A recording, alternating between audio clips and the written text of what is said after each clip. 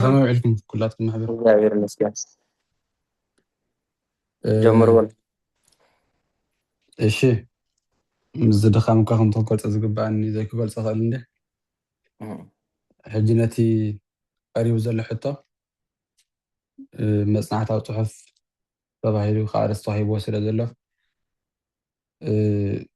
ሓፈሻዊ ካብ ብዛዕባ ግእዝ ጥራይ እየ ዝዛረብ ዘለኹ ርእስና እውን ንሱ ስለዝኾነ ከይወፃኹ ናብ ካልእ እዚ ከዓ ብዛዕባ ኣወላልድኡ ኣተዓባቢኡ ሕማሙ ዘለዎ ሃዋህው ክገልፅ ክፍትን እየ ማለት እዩ። ቋንቋ ግእዝ ካብቶም ኣብ ታሪክናን መንነትናን ዓበይቲ ስፍራ ካብ ዝውንኑን ንሂወትና ብሓያል መንገዲ ካብ ዝፀልውን ሓደ እዩ። ካብ ቃሉ ተበጊስና ክንትርጉሞ እንተፈቲና እውን ነዚ ኣብ ላዕሊ ሰፊሩ ዘሎ ፅንሰ ሓሳብ ዘራግድ ኮይኑ እያ ንረኽቦ። ግእዝ ማለት ኣግዓዘ ካብ ዝብል መሰረታዊ ግስ ዝተረኸበ ክኸውን ከሎ ትርጉሙ ድማ ነፃ ኣውፅአ ዝብል ትርጉም ይሕዝ። ከምቲ ብፋሬስ ፈሪሳውያን፣ ብሳዶቅ ሰዱቃውያን፣ ብኦቦር ዕብራውያን፣ ብኣሞን ኣሞናውያን፣ ብእስራኤል እስራኤላውያን፣ ብይሁዳ ይሁዳውያን ዝተባሃሉ ካብ ዝተበጊሶም ድማ ኣቦታትና ብግእዝ ኣግዓዝያን ክበሃሉ ከለው መሬቶም ድማ ምድሪ ኣግዓዚት ተባሂላ። ከምኡውን ግእዝ ማለት ቀዳማይ ዝብል ትርጉም ኣለዎ። ግእዝ ካብቶም ሴማውያን ዝበሃሉ ቋንቋታት ሓደ እዩ። ኣመፃፅኣ ግእዝ ህንፃ ባቢሎን ቅድሚ ምፍራሱ ሓደ ዝነበረ ፊደልን ቋንቋን ድሕሪ ምብትታኑ በብነገዶምን በብኣስማቶምን ተሰሚዩ። ኣብ ምድሪ ኣጋዚት እውን ቅድሚ ቋንቋ ግእዝ ዝነበረ ናይ ሳባ ንሳባ ዝኣመሰሉን ካልኦት ቋንቋታት ከም ዝነበሩ ይፍለጥ። እዚ ከዓ ኣብ በዓትታትን ኣብ ኣእማንን ኣብ ሓወልትታትን ተፃሒፉ ንረኽቦ ሓቂ እዩ። ቀደም ዘመን ካብ ዝተረኽበ ኩሽ ዘፍረዮም ሳባውያን ዝተባህሉ ኣብ ከባቢ ደቡባዊ ግብፅን ሰሜናዊ ሱዳንን ይቕመጡ ነበሩ። ድሕሪ ነዊሕ ግዜ ድማ ቀስ ብቀስ እናተባዝሑ እናተዋለዱ ናብ ምድሪ ኤርትራን ናብ ትግራይን በፅሑ። ካብ ዘርኢ ሴም ዝተረኽቡ ዮቅጣን ዘፍረዮም፣ ዮቅጣን ማለት ሴም ንኣርፋክስድ፣ ኣርፋክስድ ንኤቦር፣ ኤቦር ከዓ ንፋሌቅን ንዮቅጣንን ዝወልድ ብዘመን ፋሌቅ ቋንቋ ምድብላቕ ኣጋጢሙ ዮቅጣን ዘፍረዮም ከዓ ኣብ እንታይ ዝበሃል ከባቢ የመን ይቕመጡ ነይሮም። እዚኣቶም ከዓ ንኣብርሃም ብወዲ ወዱ ማለት ብዘመን ያዕቆብ ዘመን ብባቢኤል መንደብ ገይሮም ናብ ምድሪ ሓበሻ ከም ዝኣተው ይንገር። ኣብዚ ግዜ ክልቲኦም ብሓባር ክነብሩ ምስ ጀመሩ ክልቲኡ ቋንቋታት ኣሰማሚዖም ክጥቀምሉ ጀመሩ። ሴማውያን ካብ ነገደ ካም ምስ ደቂ ኩሽ እናተዋሰቡን እናተዋለዱን ናይ ደቂ ኩሽ መንግስቲ ወሪሶም ነታ ብሳባውያን ትፍለጥ ዝነበረት መሬት ንባዕሎም ኣግዓዝያን ተባሂሎም ነታ መሬት ድማ ምድሪ ኣግዓዚት ኣበልዋ። ብድሕሪ እዚ እቲ ወግዓዊ መዘራረቢ ቋንቋ ግእዝ ክጥቀሙ ከለው ናይ ሳባ ቋንቋ ግን ኣብ ፊደል ይጥቀምሉ ነይሮም። ሳባን ግእዝን በዚ መንገዲ እዚ ክሳብ 324 ዓመተ ምህረት ሓቢሮም ክጥቀምሉ ፀንሑ። ቀስ ብቀስ ግን ሳባ ብግእዝ እናተዳኸመን እናተዋሕጠን ክኸይድ ጀመረ። በዚ ድማ ክሳብ 350 ዓመተ ምህረት ከባቢ ፀኒሑ ካብ ስነ ፅሑፍን ካብ መዘራረቢ ኣገልግሎትን ተፈፂሙ ጠፍአ። ግእዝ ግን በይኑ ሃገራዊ ቋንቋ እናኾነን ኣብ ቤተ መንግስትን ኣብ ህዝብን እናተስፋሕፈሐ መፀ። ናይ ምዕባለ ቋንቋ ግእዝ ወላ እኳ ከምዚ እንተኾነ ኣናብብኡ ግን ግእዝ ጥራይ እንተዘይኮይኑ ተናበብቲ ኣይነበረን። ማለት ኣብቲ ግዜ ዝነበሩ ጥንታውያን ሰባት ዝመሃሩሎም ዝነበሩ ፊደላት እውን ኣለዉ። እዚኦም ከዓ ኣቡጊዳ እናተባህሉ ይፍለጡ። ኣቡጊዳ ማለት ናይ ጥንታዊ ፊደልና ስም ዘመልክት ወይ ዝሓዘ እዩ። እዚ ከዓ ኣበገደ ዝተባህለሉ ብግእዝን ድምፅን ቅርፅን ጥራይ ዝተዳለወ በዚ መልክዕ ዝኸይድን ነዚ ብዝመስል መልክዕ እውን ካልእ ኩሉ ይኸይድን ስለ ዝነበረ እዩ። ንኣብነት ወበፂሆሙ ንኽብል ወበፀኸመ፣ ከምኡውን ኣፍለሶሙ ንኽብል ኣፈለሰመ፣ ከምኡውን ንጉስ ካልየብ ክብል ነገሰ ከለበ ተባሂሉ ይፀሓፍ ነይሩ። ቅዱስ ፍሬሚናጦስ ናብ ምድሪ ሓበሻ ምስ መፁ ኣብ ትሕቲ መምህራን ኣክሱም ኮፍ ኢሎም ዝተማሃሮ እውን እዚ ነይሩ። ድሕሪ ግዜ ግን ኣባ ሰላማ ጳጳስ ምስ ኮኑ መፃሕፍቲ ናብ ግእዝ ክትርጉሙ ምስ መደቡ ንምትርጓሙ ምቹእ ስለ ዘይነበረ ቋንቋ ግእዝ ፊደሉን ድምፁን ክመሓየሽ ከም ዘለዎ ሓሰቡ። ኣብቲ ዘመን ዝነበሩ ሊቃውንቲ ኣክሱም ምስኦም ኮይኖም ብምምኻር ናይ ግእዝ መጀመርታ መደቡ ሓደገ ቅርፁ እውን ከይለወጠ ከመሓየሽ ከም ዘለዎ ተሰሚዖም ካብ 335 ክሳብ 350 ማለት ን15 ዓመታት ዝኸደ እዚ ሕጂ ዘለዎ ቅርፂ ከም ዝሕዝን ከምኡ እውን ቅድሚኡ ካብ የማን ናብ ፀጋም ዝፀሓፍ ዝነበረ ካብ ፀጋም ናብ የማን ቀይርዎ። እዚ ለውጢ ድሕሪ ምክያዱ ተምሃሮ ኣብ ትሕቲ መምህሮም ኮይኖም ፊደል ክመሃሩ ከለው ዝጥቀምሉ ዝነበሩ ሜላታት የርእዩ። ናይ ዕለቱ ትምህርቲ ቅድሚ ምጅማሩ ተምሃሮ ብትእዛዝ መምህሮም ሰለስተ ወይ ከዓ ኣርባዕተ ብምዃን ይከፋፈሉ እሞ ኣብ ክልተ ግሩፕ ሰለስተ ግሩፕ ማሕበር ይቀጣ ይባል ጉጅለ ይኸፍሎም ማለት እዩ። እቲ መምህር ብፍልጠቱ ካብ ካልኦት ብስል ዝበለ ተሓጋጋዚ መምህር ኣብ ነፍሲ ወከፍ ጉጅለ ይምድበሎም። ነቲ ፊደላት ቀልጢፎም ምእንቲ ክሕዝዎ እቲ ተሓጋጋዚ መምህር ነቲ ቀዳማይ ፊደል ይብለሎም እሞ ንሳቶም ከዓ ብመልክዕ ገጥሚ ፍቅሪ ናይ መምህሮም እናገለፁ ይብልዎ። ነቲ መምህሮም የኔታ ማለት እዩ ንዑ እናገለፁ ብፍቅር እናገለፁ ይብልዎ ነይሮም። ንኣብነት በምሓረኛ እንታይ ይብል ነይሮም? እቲ ረዳት መምህር ሃ ግእዝ ምስ በለ እቶም ተማሪዎች ከዓ ተምሃሮ ሃ ግእዝ ይብል መምህር ተምሃራይ ረዳት መምህር ማለት እየ እቶም ተምሃሮ ተቐቢሎም የየኔታ ጠላት ይገዝገዝ በመጋዝ ይብሉ። ሁ ካእብ የየኔታ ጠላት በሲኦል ይሰብሰብ። ሂ ሳልስ መምህራችን በገነት ይንገስ። ሃ ራብዕ የየኔታ ቤት መልቷል ምስጢር በጽዋ። ሄ ሐምስ የየኔታ ጠላት በመቃብር ይፍረስ። ህ ሳድስ የየኔታ ቤት ይቀደስ። ሆ ሳብዕ እንዴት ይሙቱ የየኔታ ከመሰብ። ኣሜን ይብሎ ብኸምዚ እናማዕበለ ናብዚ ሕጂ ኮይንዎ ዘሎ ደረጃ በፅሐ። ክንዝንጉዖ ዘይግባእ ግን ቋንቋ ግእዝ ኣብ ሂወትና ዘይሃስስ ኩርዓትን መለለይን ሒዙልና ምህላው እዩ። ሎሚ እውን ከየስተውዓልናሎም ክንጥቀመሎም ንውዕል ናይ ግእዝ ቃላት ኣለዉ፣ ብዙሓት ኣለዉ።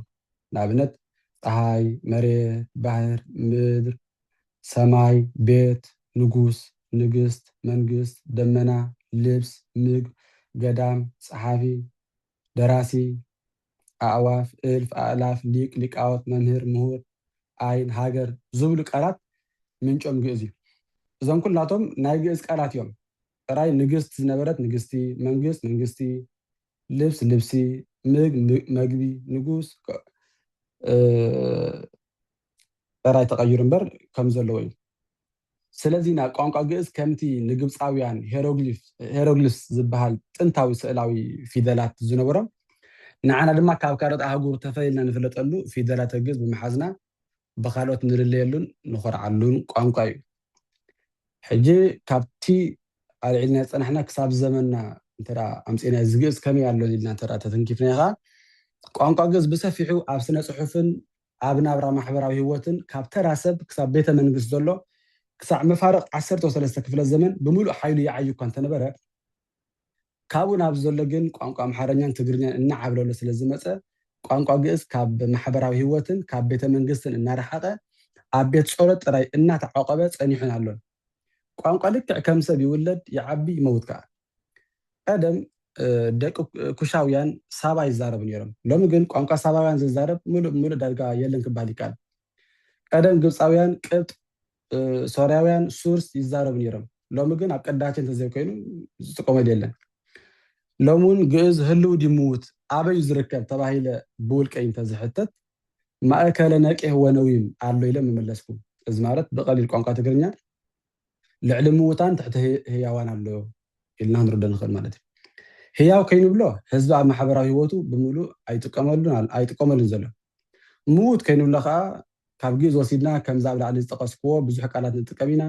ከምኡውን ኣብ ቤተክርስትያናት ዝወሃብ መንፈሳዊ ኣገልግሎታት ዝበዝሑ በዚ ቋንቋ ዝወሃቡ ስለ ዝኾኑ ህዝቢ ነዚ ቋንቋ እዚ ክዛረበሉ ዘይከኣለ ዳኣ ንምንታይ እዩ ወይ ስለምንታይ ኢልና እንተሓቲትና ከዓ ሓደ ሊቃውንት ብዕቱብ ሒዞም ክምህርሉ ብዘይምኽኣሎም፣ ካልኣይ ህዝቢ ንቋንቋ ግእዝ ፍሉያት ሰባት ጥራይ ዝዛረቦ ገይሩ ብምሕሳቡ፣ ሳልሳይ መግዛእቲ ኣብ ልዕሊ መግዛእቲ ስለ ዝበዝሖ፣ ራብዓይ ከዓ ነቲ ቋንቋ ፅቡቅ ገይሩ ከይተላለዮ ካልኦት ቋንቋታት ኣብ ዝርኡ ክውሕዙ ስለ ዝጀመሩ በቶም ኣብ ጥቑ ዘለው ቋንቋታት ክሕፀር ተገቢሩ።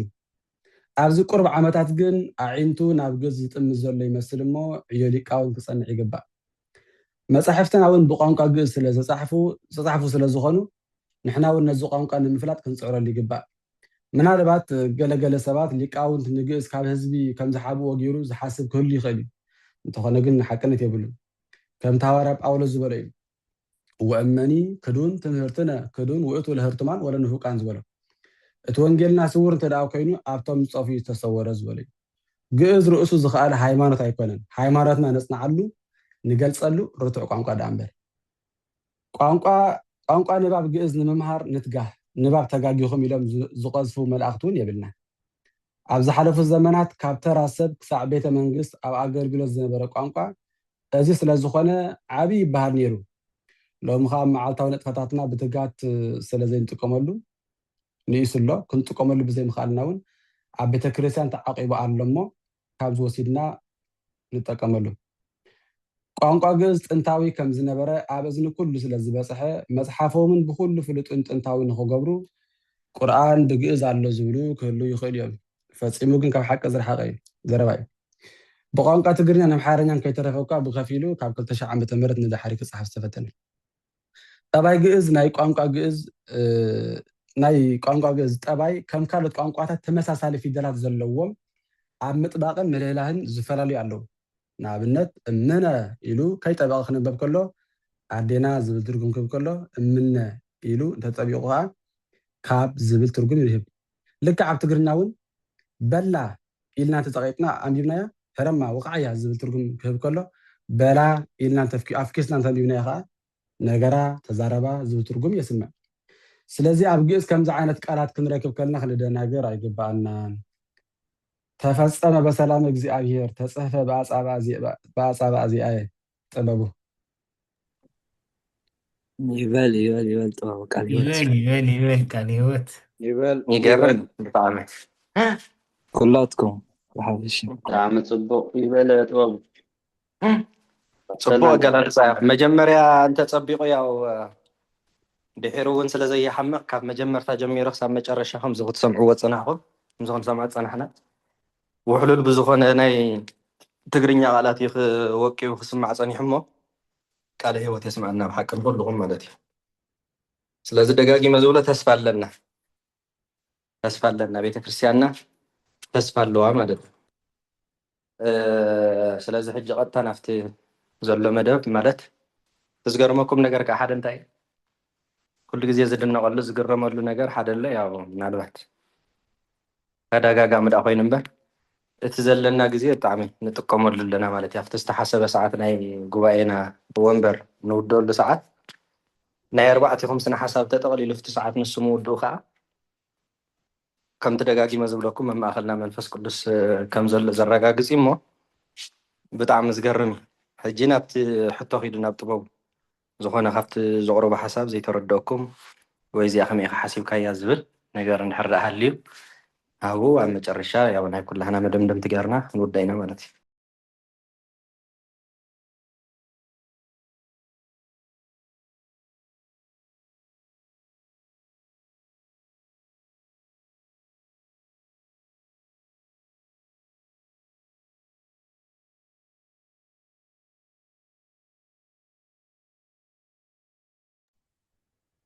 ያው በዓል ጥበብ ከዓ ዝሕተት ዘለዎ ከይተምፅኡ ኩልኩም በቃ ብርህ ኣቢልኩም ተብልዎ ሕቶ ይስእን ተምሃሪ ዝኾነ ሕቶ የለን መዓልቲ ሕቶ ከዓ ንሕቶ ብሕቶና መስሎ ማዓንቲ እታ ኣሜን ዝበልኩም ዓይነት ኣንበርተ ዝደግመልና ኣየንቲ እታ ኣሜን ዝበልኩሞ እንታይ ኣሜን ትብሎ ነርኩም ኣብ መንጎ እወ ትደገም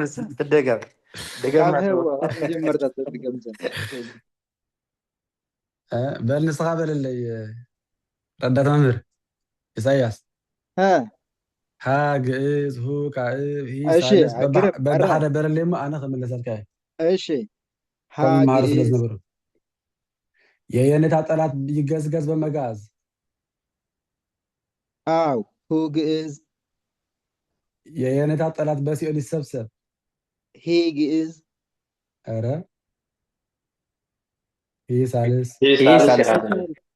ሳልስ ወሽ ሶሪ ሂ ሳልስ መምህራችን በገነት ይንገስ ሃራብ ዋይ አንተ ጽናዕሞ ተባቦ ከመይ ዝኮን ዘለስ ነገራት ንዓሞ መልሶማ ካብ ገዝ ጀሚር አሜን ዝብል ተሳኢኑ ማለት መለስ መለስ እሺ ግዕዝ ሀ ግዕዝ በል እሺ በخمس ተገለጸ እሺ ሀ ግዕዝ የየኔታ ጠላት ይገዝገዝ በመጋዝ አሜን አሜን ሁ ግዕዝ የየኔታ ጠላት በሲኦል ይሰብሰብ አሜን ሳልስ አሜን ዋታይ ተቀጥፍ እንደ ጽናሕ ተመረቀ ይተሕልፎ ኢሳያስ ዋ እሺ እሺ ሃይ ተቀጥፍ ሂ ሳልስ መምህራችን በገነት ይንገስ አሜን ሃራብ የየኔታ ቤት መልቷል ምስጢር በጽዋዕ አሜን ሃራብ ሳኸ ደግመ የየኔታ ቤት መልቷል ምስጢር በጽዋዕ እውነት በእውነት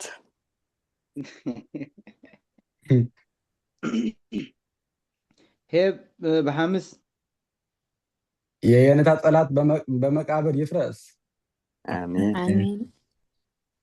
ሳድስ የየኔታ ቤት ይቀደስ አሜን አሜን ሆሳብ እንዴት ይሙቱ የየኔታ ከመሰብ ይበል ነው እውነት እውነት የየኔታ ከመሰብ ከመይ ደሞት ብጣዕሚ ዝገርም እቶም አሜን ዝበልኩም እንታይ ዝባል መንግስተ ሰማይ ይውርስኩም እቶም አሜን ዘይበልኩም ድማ አሜን ከም ትብሉ ይግበርኩም እዩ እሺ ብሓፈሻ ያው ብጣዕሚ ደጊመ ዝብሎ ብዝገርም መገላለፃ እዩ ተቢሉ ሕጂ ምንም ዝውስኸሉ ነገር የብለይን ዕላማ እንታይ መስለኩም ካልእ ኣይኮነን ትቕኒ ክንመሃሮ ከለና ሲ መምህር ሓንቲ ሕቶ ዶ ክንህቦ እሺ ኣይወዳእኹም እንዲኹም በሎ ወላ ባዕልኩም ክስታይ ክትገብሩልና ንሕናስ ክንመሃር ከለና ቅድም ቆልዓ ከለና ብዚ ክስታይሲ ወአንጠብጠበ ደሚ ኤርምያስ ላኢለ አንባቢ እንዳበሉ ክስታይ ገብሩልና ነይሮም መምህር ሞ ምናልባት ሰሚዕኩም ኣትፈልጡ ተኮይንኩም እዚኣ እታ ክስታይ ምናልባት ካ ንጥበቡ ሓውና ከዓ ብዛዕባ ትግርኛ ምናልባት ናብ ትግርኛ ሕጂ መምህርሲ ተተባብዑና ኢኹም ዋላ ናብ ትግርኛ እቲ ቅኔ ክስታይ ክንገብሮ ከዓ ሕጂ ነቲ ህዝቢ ንክበፅሖ ብኸመይ ክስታይ ክንገብሮ ንኽእል ካብኡ ከዓ ንእሽተይ ውስኽ ተቢልኩምና ከዓ ፅቡቅ ብሓፈሻ ግን እዛ ናይ ወአንጠብጠበ ትብል ግን ተሃልያ ምናልባት ቃለ ሂወት የስማዓልና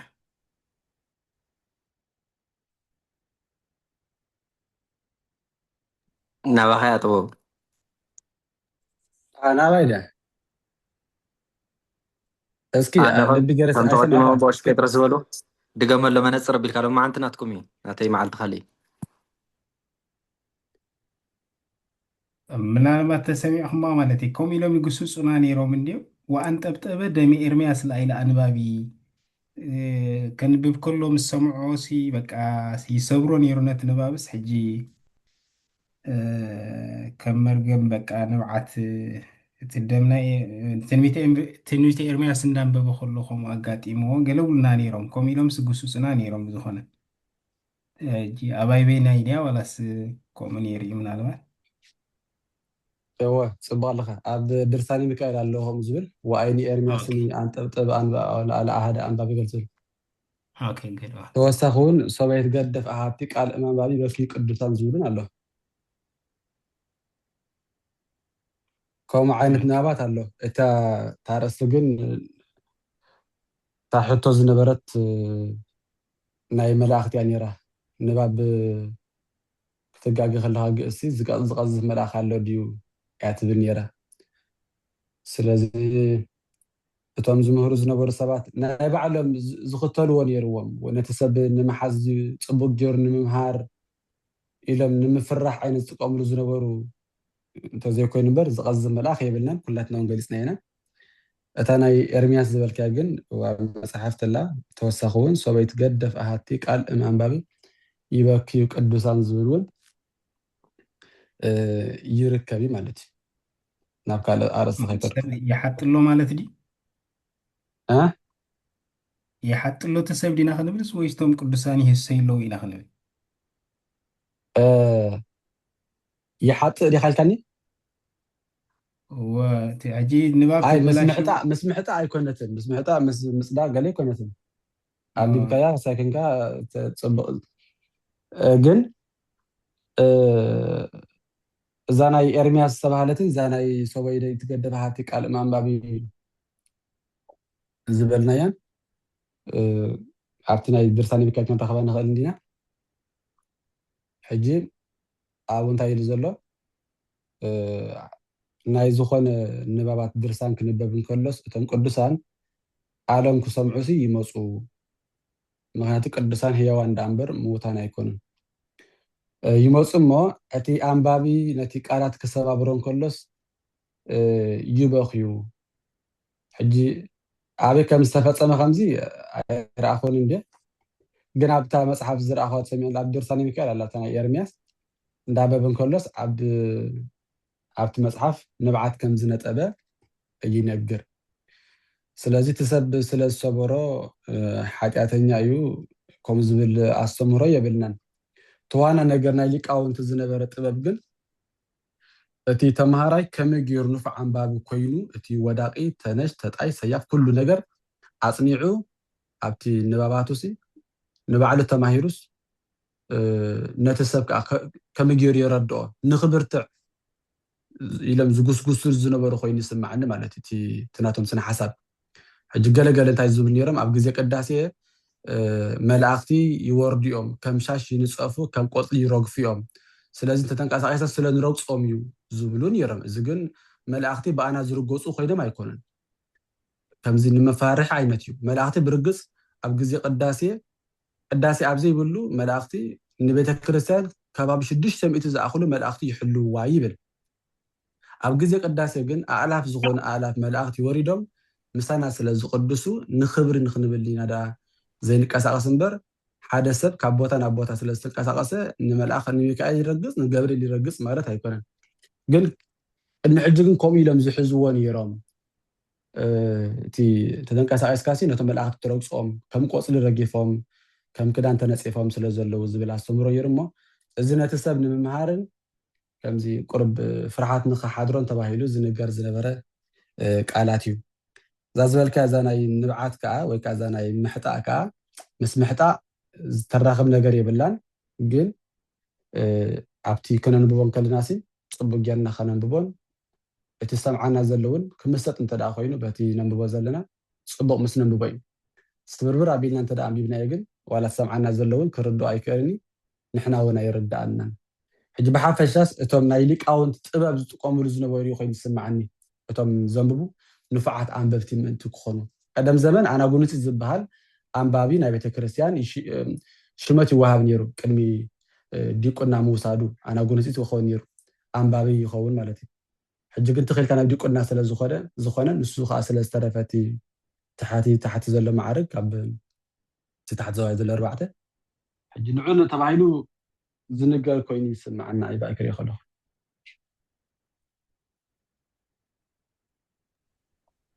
ፅቡቅ ብሩኽ ምሸት ተምሲና ብጣዕሚ ዝገርም ተወሳኺ ተሓትዎ ሕቶ ኣለኩም ትኮይኑ መምህር ጥበቡ ማለት ከዓ ንእሽተይ የኔታ ይትባረክ ማለት እዩ ገዳፈ ወይራታ